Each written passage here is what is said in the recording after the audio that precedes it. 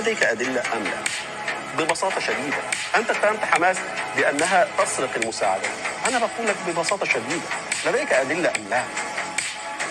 ما تجاوب عليه يا سام. Answer the question. لديك أدلة أم لا؟ أحمد، نعم سام. من أين حماس تأخذ كل هذه الأسلحة؟ من أين؟ من أين سام؟ من أين يا جماعة؟ من أين سام؟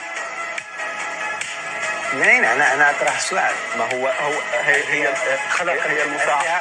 المساعدات الإنسانية بتدخل سلاح، يعني عربيات المساعدات دي فيها سلاح.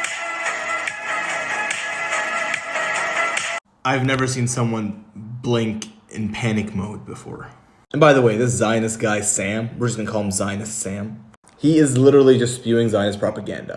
Why do I say that? Well, let's take a look at this. Any aid trucks that go through, for example, the Rafah border, they are first inspected by Egyptian forces, and then they are inspected by Israeli occupation forces, whereby it is so thoroughly investigated and inspected that they will literally throw out anything they don't like.